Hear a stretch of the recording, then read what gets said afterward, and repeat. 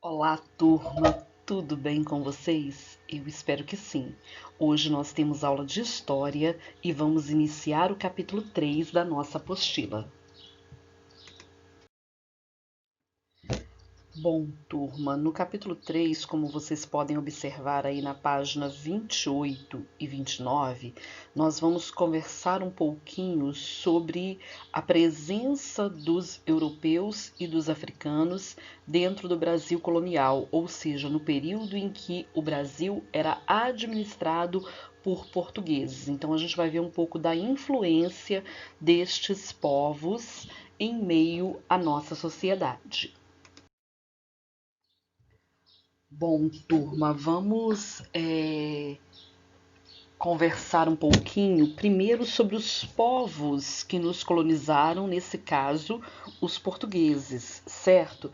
Foram povos que vieram para o Brasil com a intenção de colonizar e em seguida explorar essas riquezas.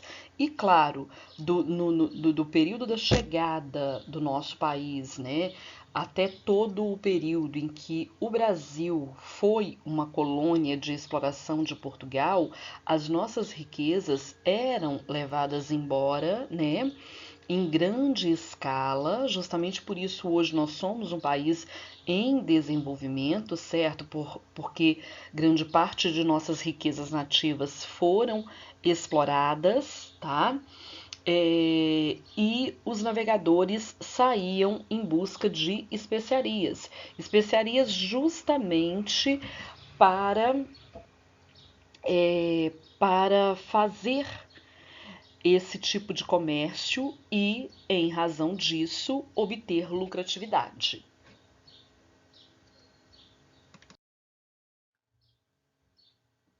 Bom, turma, já falando aí sobre o domínio de Portugal, certo? E aí vocês estão vendo aí a figura de um padre, né, de um missionário português, no caso, catequizando os índios, porque os índios eram povos nativos e assim que os portugueses, né, os colonizadores chegaram em nosso país, eles se depararam com grupos indígenas e estes grupos indígenas, né, eles foram explorados para fazer todo o trabalho, tá?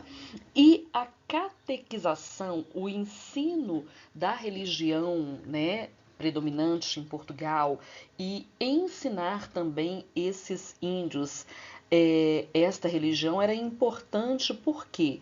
Porque desta forma eles ficariam mais suscetíveis, mais dominados pelos portugueses e assim fariam ali tal qual os portugueses queriam que eles fizessem, que era justamente trabalhar na retirada das especiarias, dos produtos encontrados para venda posterior.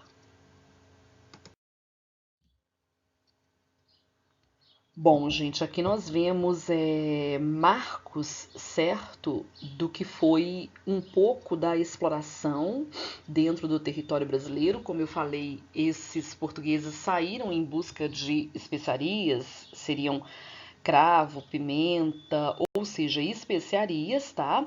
E encontraram o pau-brasil, né, em terras brasileiras e começaram a explorar essa madeira, tá, que tinha aí a função de tingir as roupas. Então, o pau-brasil foi a primeira grande riqueza que os portugueses obtiveram dentro do nosso país.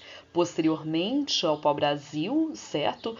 Ali em meados do século XV até o século XVII, o açúcar no Nordeste foi outra grande e valiosa riqueza do nosso país, também explorada, e por fim, no século XVIII, o ouro em larga escala em Minas Gerais. Então aqui, né, nós encontramos a primeiro ver aí, né, o pau-brasil, posteriormente o açúcar e também o ouro. Ou seja, foram séculos em que Portugal esteve dominando o Brasil e assim o fez sua colônia de exploração.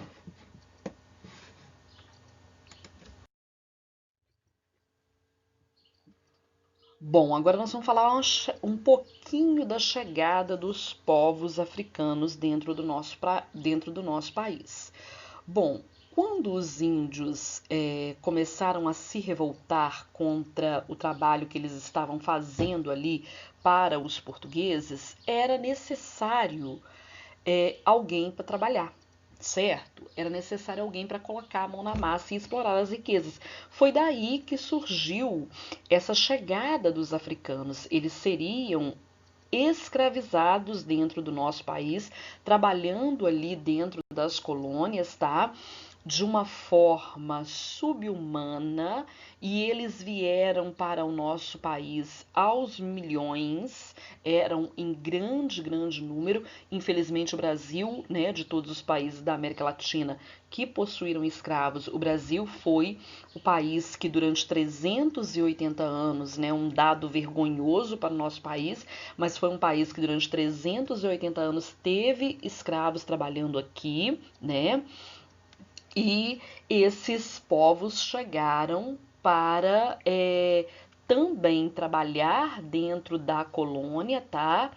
E através do seu trabalho, obter a lucratividade para a colônia portuguesa. Haja visto que eles eram escravos, então eles não recebiam salários. Bom, turma, como eu falei, aí tem um mapa, né? Aí nós temos um pequeno mapa mostrando, certo, os locais aí da África, do continente africano, de onde esses escravos saíram, né? E chegando aí, entrando no nosso continente aí, na cidade de Recife, Salvador, Rio de Janeiro, onde eles chegavam e eles seriam comercializados no mercado de escravos, tá? Como se fossem produtos, como se fossem frutas na feira, eles eram comercializados dentro dos mercados de escravos e posteriormente enviados aí às grandes fazendas, tá?